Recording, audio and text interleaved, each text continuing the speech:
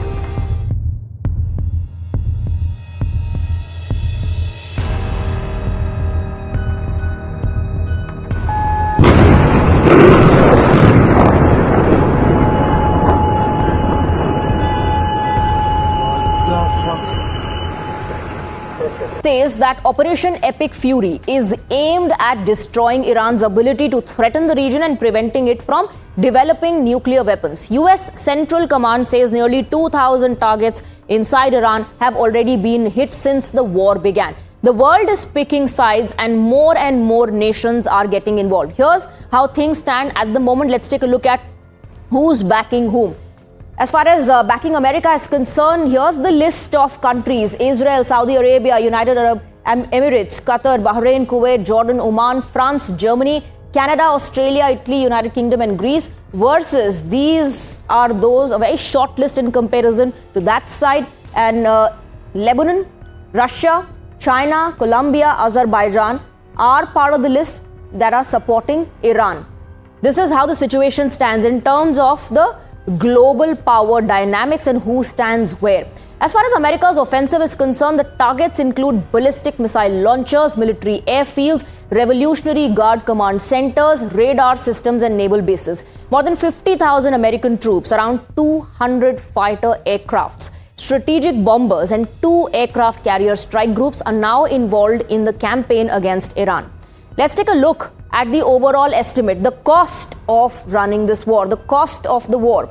This is the overall estimate, $210 billion, or if you convert that into rupee, it's 17.43 lakh crore rupees. These are the early estimates from Ken Smetter's economic expert. First 24 hours, in the first 24 hours itself, $779 million spent on war. And if you convert that to the Indian rupee, it's 6,900 crore rupees.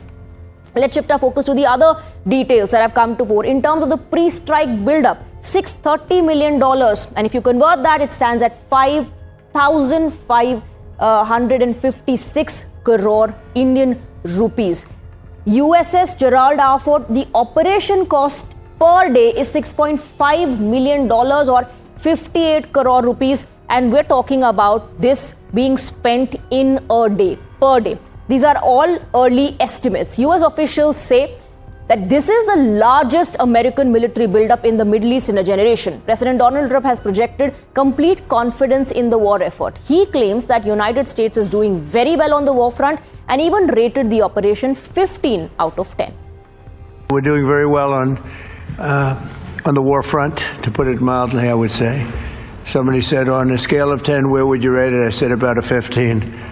And we're going to continue to do well. We have the greatest military in the world by far.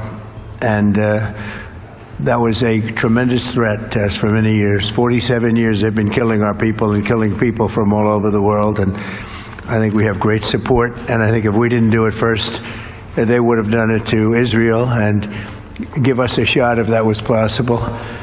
And if we didn't terminate the worst deal, one of the worst deals ever made, the Obama nuclear deal, I call it the Obama nuclear deal, where he gave everything to Iran, including a nuclear weapon. It was a road to a nuclear weapon. Bad things would have happened 4 years ago because they would have had a weapon 4 years ago if I didn't terminate that deal. So we're in a very strong position now, and their leadership is just rapidly going. Everybody that seems to want to be a leader, they end up dead. And it's an amazing thing that's taking place before your eyes, because for 47 years we were pushed around, and we shouldn't have been.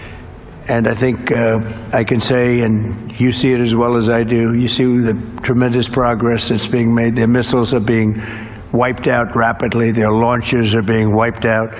They're attacking their neighbors. They're attacking their, in some cases, allies, or not so long ago, allies. And, you know, it's really a nation that was out of control, and they would have used it on us if we let them, if we waited any longer. A big factor was Soleimani, the killing of Soleimani in my first term. And maybe the biggest factor was the rebuilding of the military in my first term.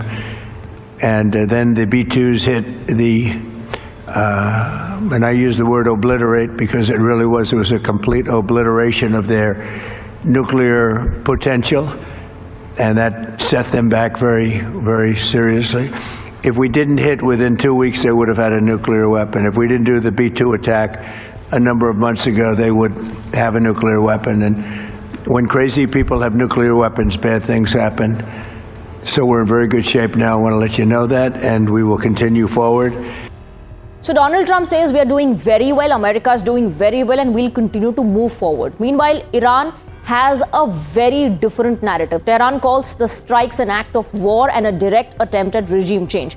Iran has also accused Donald Trump of betraying his own voters because he treated nuke talks like real estate deals. It's also important to talk about the human cost of the war. Let's break down the details for you. So far, 1,045 killed in Iran, 50 in Lebanon, 2 in Iraq, 11 in Israel, 3 in UAE, 4 in Kuwait, 1 in Bahrain, 1 in Oman, 6 were US military personnel. These are not just numbers. We're talking about the cost of war in terms of people who have lost their lives.